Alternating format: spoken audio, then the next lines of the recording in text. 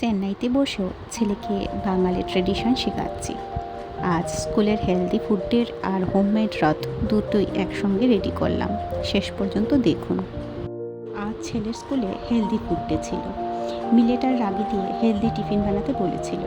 Experiment করতে গিয়ে সকালে যদি নষ্ট হয়ে যেত তাহলে টিফিনই মিস হয়ে যেত। তাই সেফ সাইডেই উড়দ ডাল আর মিলেট দিয়ে দোসা বানিয়ে নিলাম। রাগি দিলাম না, কারণ ওটা ব্রাউন হয়ে গেলে ছেলে হয়তো খাবেই না।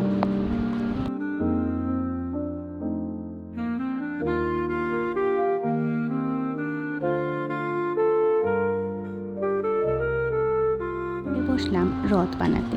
আগের দিন কিছুটা স্ট্রাকচার ঠিক করে রেখেছিলাম।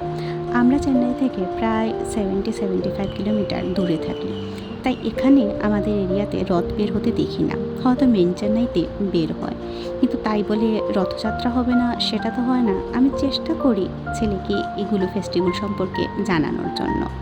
রথযাত্রা আমাদের ওখানে খুব সুন্দর করে উদযাপন হয়, সেই জন্যই গত 2 বছর ধরে আমি ওর জন্য এমনি করে একটা ছোট্ট হোমমেড রথ বানিয়ে দিই। যাই হোক, আজকের ব্লগটা এই পর্যন্তই। আপনাদের বাড়িতেও কি রথযাত্রা সেলিব্রেট হয়? কমেন্টে জানাতে ভুলবেন না। আর এরকম ফ্যামিলি ব্লগ দেখতে ফলো করে সাথে থাকবেন।